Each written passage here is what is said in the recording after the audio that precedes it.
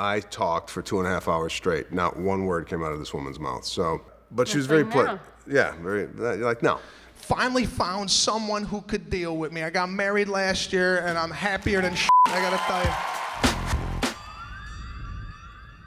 About 15 years ago, I was training with a trainer friend of mine, and I asked him, "You got any hot chicks?" Sorry, can we say that? Is that even? That's what I said. I said, "You got any hot chicks that you train?" He goes, "Yeah, I got one." 6 o'clock in the morning. I said, "All right." Put me in at 7. I came in, checked her out. I was like, "Oh, wow, she's very, very attractive." I started coming into the gym after that with full cologne, baby oil, hair, the whole thing, right? So much so where when my trainer was training me on the mat was filled with oil from my from my body. He goes, what are you doing? I go, "I oiled up. I'm gonna hit on Lana." Total grease ball. So I came on heavy, and she had no idea that I was kind of like hitting on her. Remember, I was gonna talk first. This was just general questions. I feel like if I started this off, you could kind of see how this was gonna go. Do you want me to chime in? Or go ahead, chime in. By all means. Yeah, so he would come in, he would just start asking me random questions. He had long sideburns down to here at like a sharp angle. It was a lot to take in. I wasn't familiar with his comedy before I knew he wanted to ask me on a date. And then before our first date, I watched a lot of it. And then because I wasn't speaking on our first date, he started to dip into his material because he was running out of things to say. And then I knew he was pulling from his act. I was running dry. The well was dry. I mean, 2.5 hours of like asking questions and not getting anything back was exhausting. So then I started to like do some kind of storytelling bits that I had. My wife is an angel, okay? A complete angel. The total opposite of me, okay? Loves people. That was 2014. We met in what, 2009? So I feel maybe 2 or 3 years in, I started to kind of like, oh, okay, I could start talking about some of these things that we're dealing with as a couple, but more towards my making fun of myself, this self-deprecation. She's like a dog. She likes to play. She likes to come out and play. I'm like a cat. I love to hide. Right? Our relationship was always really based on ripping each other apart. I think that's one of the keys of our relationship is we're always teasing each other. Went back to her place, started to watch a movie. Halfway through the movie, the dairy starts dancing. Huh? I had to ask her real cool. This is in the beginning where you have to be cool with everything. You're like, "Listen, you got a bathroom or something like that?" He would just disappear. He was such a gentleman, but he'd be like, "Excuse me, I gotta go to the bathroom. I gotta go wash my hands." I later told her, right? I said, "Yeah, I had a dairy problem." She's like, "Dairy? I thought you had OCD. I thought you were constantly washing your hands." I was like, God, this guy washes his hands so often. He's like a neat freak. He's a clean freak or a germaphobe. Washing my hands? I was farting into your towels. And now he's not washing his hands. He just farts or whatever. When you first start dating someone, it's in my eyes, it's not that attractive to lean over the table and go, "Listen, if I have the ice cream, I'm gonna shit my pants." So you just kind of have it, and you deal with the consequences later. But then, just like with anything else, sometimes you get comfortable with somebody, and you're just yourself, and maybe you let a few rip. Yeah, but now he'll say, "Sorry, I couldn't help it," and I'm like, if you were in an interview with Barbara Walters right now, you would be able to suppress that. Or if we were on our first date. Or if you're in a meeting, you can help it. Like, no, listen. With flatulence at times, for me, when I go from a seated or standing position to laying down, I just feel like everything kind of just tends to breathe a little bit down there. I think it's when you lay down, when you sit down, when you stand up. And he's always like, "Oh, it was the grapes. Oh, it was the gum. It was this." And the older you get, I feel that foods start to affect you in a way that maybe they haven't in the past. So we're at a 10-year gap here. I'm 50, she's 40. So I'm just kind of laying the groundwork for what for what you're going to start experiencing later on in life. But it's like clockwork every night, right before I get in bed. He rips one, and then I'm like, gotcha, I'm just about to get in bed. You act like you're absent of doing this. I don't believe do last it. night you actually got airborne on a few. That's So not let's true. not get into like, oh, come on. Her friends come over, they're like comfortable. Her friends like open the refrigerator. I'm sorry, I didn't grow up that way. You don't open anybody else's refrigerator, right? I grew up in a family where we had people over a lot, help yourself, go in the pantry, go in the fridge.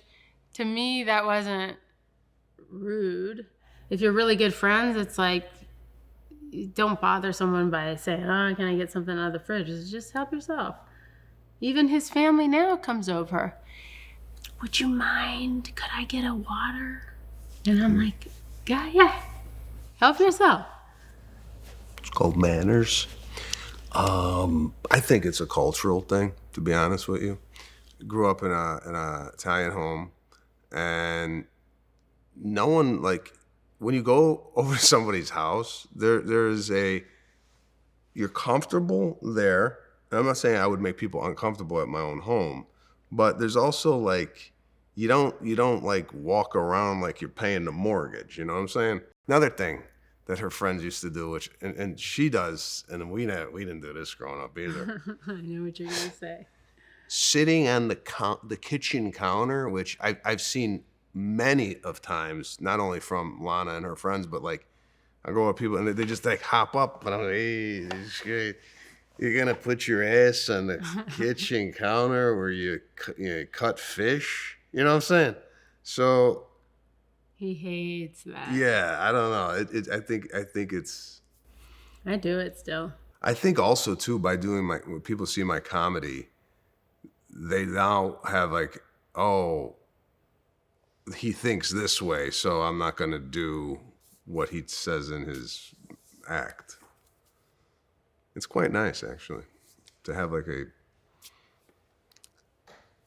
some rules and regulations already established before you come into the house. We were in my wife's car. My wife's car never got gas. His definition of no gas is different than my definition of no gas. He does not let his tank get below, I'd say, half a tank. Every time I get in, I go, what the f-? To me, if I have more than 40 miles, I'm fine to, take the kids to school and do a couple things, and then I'll get gas. But he starts getting anxiety when it gets low. It's my biggest fear. I gotta pull over. Why? We got no more gas. What? Nothing good happens on the side of the road. Even the people around the car look disheveled if you look at the side of the road. I never want to be that guy.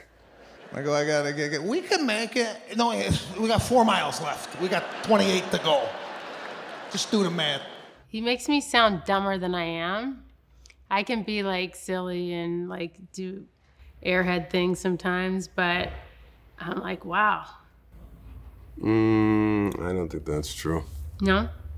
Sometimes you're like, like you imitate me like that. Like, I don't know. I just didn't know what I was doing.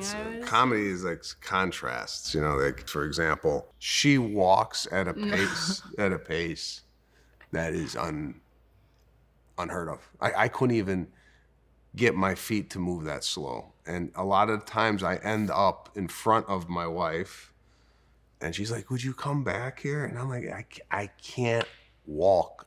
I gotta get on my hands and our knees. 4-year-old. His legs are tiny, and Sebastian's half a block up, and we're going to the same house. I knew he was gonna wait for us when he got to the house. I was trying to talk to him, and he was half a block up, and he couldn't hear me. I'm like, just hold on and walk with us. Literally, our son was blowing a dandelion. It was like a moment of stopping to smell the, Yeah. you Which, know. again, I admit that I am lacking in my smelling of the roses. But I'll give you an instance in this situation right here today. We came in here, right? I was in the seat, ready to go. And this one is having lunch, right? Now, in my head, you had the food in the car, right? It was a 25-minute ride. I would have knocked down the tuna and the thing in the car. So when we walked in here, boom, we're ready to go. My life is, punctuality is the prince of politeness, right? And Lana tends to go, hold on, I gotta have my cracker and my tuna. I won't eat the whole day just to keep the damn thing moving, right? But she's like, oh my God, what's wrong? I have to have like some protein or something. You would think she was gonna pass away if she didn't have the cracker and the tuna that you just had. I just had like 2 crackers. 2 crackers or whatever you had. And everybody here was like acting concerned too. Oh, if you need to stop, we'll stop. Stop. We ain't breaking concrete. You know what I'm saying? We're talking. No reason to stop. You know what? It's funny you should say that. I have to pee so bad. Go pee. Yeah. Go. No, go pee. No, I'm not kidding. I know, but then I was afraid to even tell you that. No, go pee. You gotta understand something about my wife and I. We are dumb. All right? Like, as a couple, like, we're equally dumb. It's very accurate. We're creative people. We're funny, artistic, we're a lot of things. But we don't retain a lot of facts. It's a fact. Yeah, I think it stemmed from Hamilton. We went to go see Hamilton. I had no idea what was going on. I had no idea, I didn't even know who Hamilton was. Like what he did. Excuse me. You just rub your sneeze into your hands? You sneezed and then you went like that. I might have done something that kind of got the mist off my hand. Don't shake his hand after this, anyone.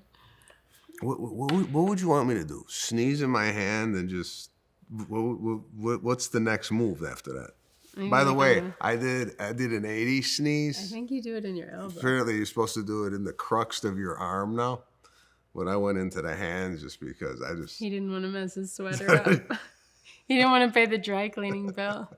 If you learn anything from this segment, right, is I think our relationship over the course of 15 years, I've known this woman, 10 married, that these moments of levity and laughing at our shortcomings and whatnot is kind of what keeps the relationship so vibrant and so alive. I don't think if we were to do it any other way that it would work. He cannot turn his comedy brain off. The only way for him to deal with life sometimes is to make a joke out of it. And his whole family's that way. And it's great. They laugh a lot. But and my family laughs a lot too, but we also have some things that are maybe off limits to joke about in my family. His family is like the first time I cried in front of him, 2 seconds later, he's like, you have a horrible crying face. And I'm like, can you just wait until later to first sympathize with me? I was trying to make light of this. Yeah, they go to joking right away, and sometimes I need to be upset for a minute before I can joke. Yeah, I guess through life, that's kind of the way we've dealt with trauma in our family is by, we're laughing at funerals. Just to get our mind off of what's happening. And sometimes it works. And sometimes when you marry it with somebody who doesn't think that way, they're like, ooh, wow, already? You're I think I've gotten more that way too. Now it's rubbed off on me. It could be something really horrible that happens, something and I could be on the verge of tears and he'll just bust out laughing and can't stop laughing. He's like, I'm sorry. No. You know what it is? What? She'll be telling me a story that's serious.